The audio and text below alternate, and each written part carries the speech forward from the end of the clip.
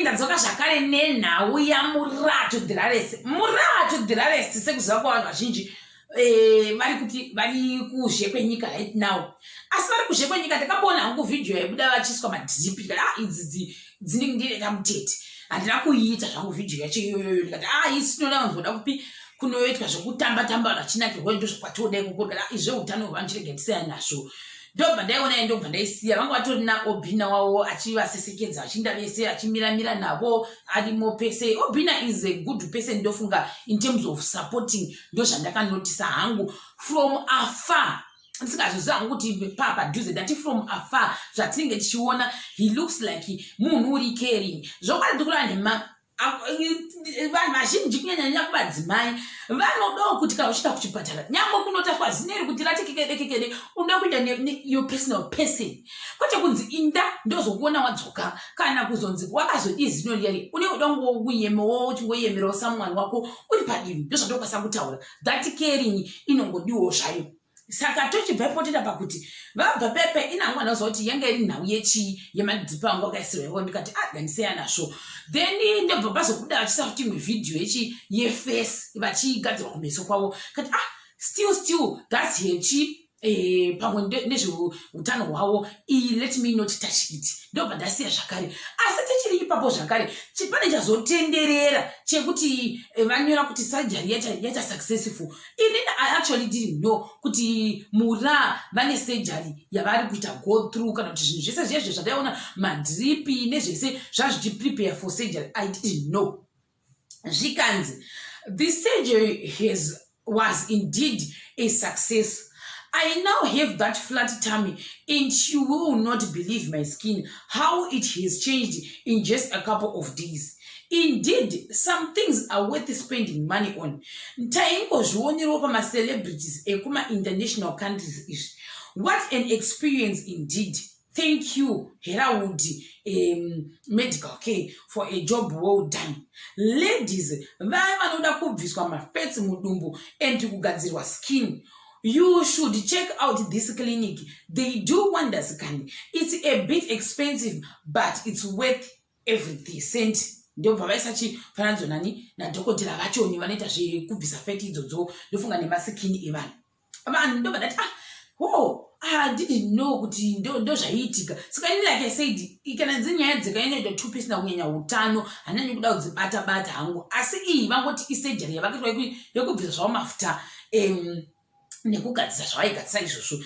Zvikanzi nevamwe wow, you look amazing girl. And vari kutaura kwavasina kuswera ndikoko avo saka asi nyaya chenge yatotenderera like I said nyaya dzeutano hanyanyi kuda kudzibata. I feel like it's too personal and too deep as well. Saka handinatombozviziva kuti pane vanhu vangototenderedza zvaungotenderedza nechi nenhau iyoyo I didn't know. Zvikanzi tosunde majojo takananga kumabhunu nevamwewo zvakare. Nice mura, did you ink the implants on yochi mumashanje aya? Iwaya maviri aya ndo mashanje. Zvikanzi if you did vanofanira kunyatsa kushepa zvakanaka. Zvikanzi vamwe ayewa vakapindura vakati no mura vakati hanzina mashanje angu hana kuti sei hana zvakaiswa iwo mashanje kana kuti mabhidi ekoko kuti anenge ari delicate zvawo. Zvikanzi nevamwe okay, how much is it like the surgery? Zvikanzi I paid 50,000 rands for everything, my skin and the surgery. Saka kuda zvoitwa pachipatara chimwe chete 50,000 rands imari kuma US dollars anditika 50,000 rands to USDs tione kuti imari tichoka kuleta tipano Jesus is Lord $3,086.15 do rate yandiri kubva kuwana izvozvi right now kuti 50,000 rands $3,086.15. Jesus, that's a lot of money. That's a lot of money.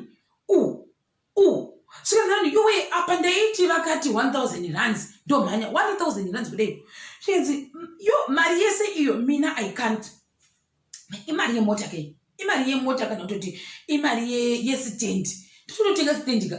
Stand me mwana Jesus kana chivhitsi changu zvanzi wow it's worth it mura vanhu vashamisika asi ndebva ndashamisika vanhu vashamisika kuti Jesus 3k I didn't know kuti vanhu vanobusa mari to that extent kana vachinyatsa kugadzirwa I didn't know kuti achikwana ndikura ndibode ndatoshamisika zvekutondishamisika kuti 3,000 rands vanhu vachigadzirisa zvinhu zvikanzi treat yourself murandakadzi you deserve it fruits of your labor unoshandira mhani iwe spoil yourself was about to ask how much because I really want to have a flat tummy well price yacho yangondigadzika mudishi I'm happy for you mura your speed kumhanya hey this doctor is expensive most SA celebrities go there what mari inotenga something big here guys I can't paizoita q taienda cousin yes tarisa skin yazodwa ndiko kwaanoenda ikoko 50,000 mukuti iko veduwe I didn't mind Xmas gift yakadai zvangu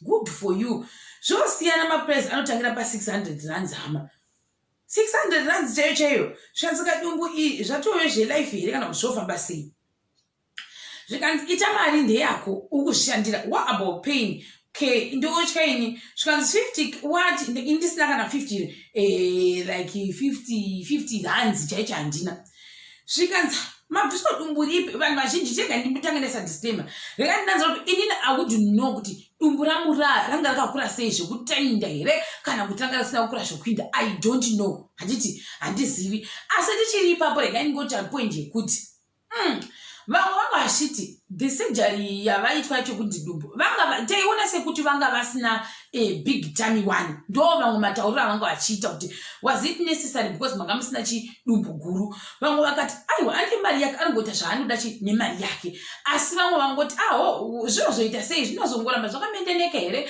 kana kuti pane something zvinozofanira kuti I don't know asi ndo zvandangoonawo zvavo kuti vamwe vanga vachi paya pasina dumbu vakati aiwa raiva riripo vapindura vanhu vamafanzawo kuti aiwa dumbu ranga riripo zvaro handiti zvina kushata kuda saka pamwe vaiita tuck in I don't know kuda vaiita tuck in zvikanzi nevamwe $3,000 yo yakawanda amwe vakati tibhadharireiwo vamwe ndokuti hey yeah that's the best doc in Durban but you seem to have a flat tummy like I said kuti vamwe ndo zvangati kuti you seem to have a flat tummy already so mabvisirwei pamabviswa zvikanzi aiwa ranga riripo ndanga ndine dumbu hombe vamwe ndokuti murandakadzi this doctor ndiye anobuda pavidhiyo yaDJ Tira here achigadzira maslay queen so zvikanzi yes ndiyo wow that's great makurema anga achitobuda like now pamuzanzi music even izodwa wabantu goes there anoziva zvaanoita shame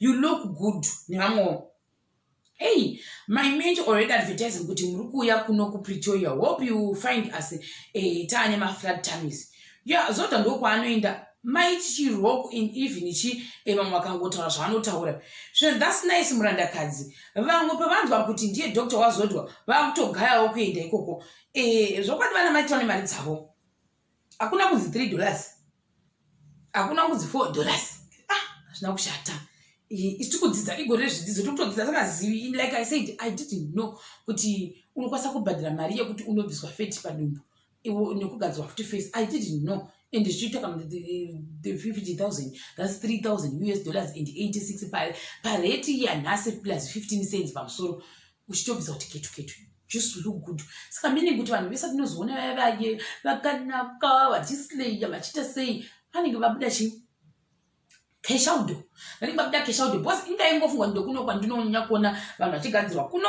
hangu kuno kumaThailand countries ndinowanza kuona vanhu vachigadzirwa idzi mino idzi kudai kuti amupongoro kudai vachibudisa kana kuti $1,800 kana $2,000 just to have this nose ndo zvandoziva kungoiswa mino iyi ndo yavanonyanya kuita focus on zvikanza nevamwe I had mine earlier this year expensive but totally worth every penny thank you Herald wagona please may you inbox the information zvikanzi iriko kumusoroko how long is the recovery nevamwe is it liposuction zvikanzi few hours according to her cause ari kutofana kuuya kuno but I know hangu you need a few days to rest nevamwe well done when I grow up I want to go for a surgery like that ndevamwe nekuchava tinoita majekiseni akwana vedu yangambosvikwanisi zvikanzi wozonzwa mumwe woti money can't buy happiness beautiful munhu akati asi doctor havanawo here zvokuti vakwanise kubvisawo dumbu ravo I don't know vanoita machoice avanoda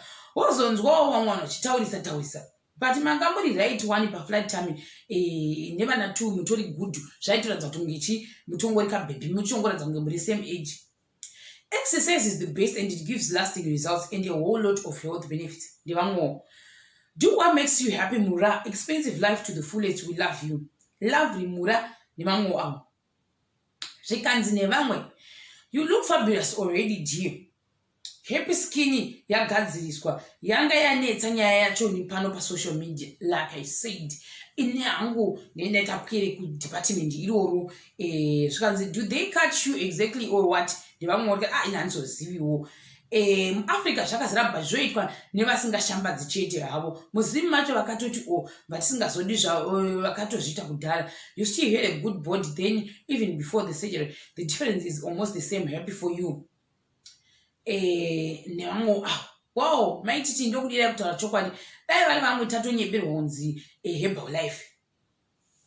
Like okay, I don't know. Wakati upenyu hwemashare hunenge kuvhaira izvo kwani kutoziva chaiko kutozviwana chaiko nevamwewo zvakare vangoti kana muda kuzozvara mumwe mwana zvichafamba sei zvivanzi but hazvina kuitwa muchibereko zvangoitwa paufeti iri kungobviswa chete hazvita semunhu kuzvara izvozvo nevamwewo zvakare zvina kushata. Tine tichidzidza zvakasiyana mukufamba uko chimoti all the best kuna Mura and nenice body yavo nyowani yavanayo yachoniyo nenice skin zvakare ndozvandokwasa kungotaura like I said kuutano hwavanhu hanyanyi kuda kubata hangu but iyoyi yachoni yangonzi vaitwa successful surgery ndongoti all the best ndozvandokwasa kutaura chakubatai zvakare pachikamuchinitivira.